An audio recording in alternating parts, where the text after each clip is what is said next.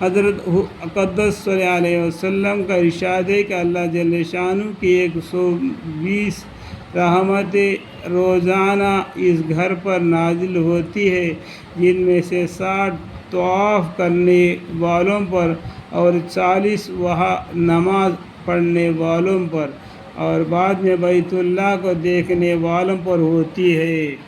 بیت اللہ شریف کی طرف دیکھنا بھی عبادت ہے۔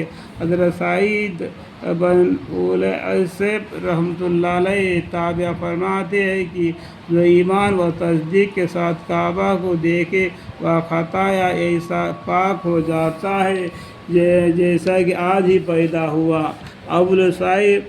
سعید بنی رحمۃ اللہ علیہ کہتے ہیں کہ جو ایمان و تصدیق کے ساتھ کعبہ کو دیکھے اس کے گناہ ایسے جھڑتے جیسا پتے درخت کے جھڑ جاتے ہیں، اور جو شخص مسجد میں بیٹھ کر بیت اللہ کو صرف دیکھتا رہے چاہے طواف و نماز نفل نہ پڑھا ہو افضل ہے اس شخص سے جو اپنے گھر میں نفلیں پڑھے اور بیت اللہ کو نہ دیکھے۔ حضرت عطا رحمۃ اللہ علیہ کہتے ہیں کہ بیت اللہ کو دیکھنا بھی عبادت ہے، اور بیت اللہ کو دیکھنے والا ایسا ہے جیسا کہ رات کو جاگنے والا، ان میں روزہ رکھنے والا اور اللہ کے راستے میں جہاد کرنے والا اور اللہ کی طرف رجوع کرنے والا۔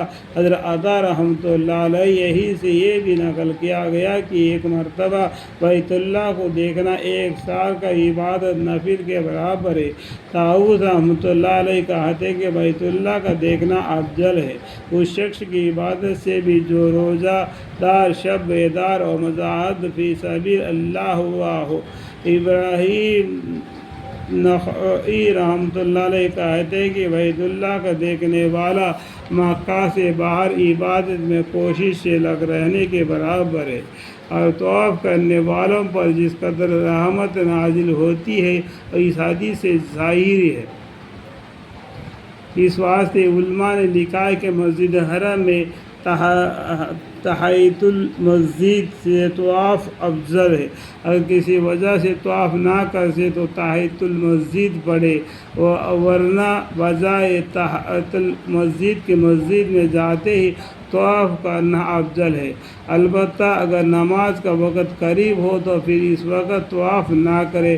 خوشی قسمت ہے وہ لوگ جن کو اللہ جل شانہ اپنے لطف و فضل سے کثرت سے طواف کرنے کی توفیق عطا فرماتے کہ زمین براہ ایک بزرگی تھے جن کا معمول ہمیشہ روزانہ 70 طواف دن میں اور 70 طواف رات میں کرنے کا تھا، جس کا مسافت 3 میل روزانہ کی ہوئی، اور ہر طرف کے بعد 2 رکعت تحیۃ طواف کی کلی 280 رکعتیں ہوئی۔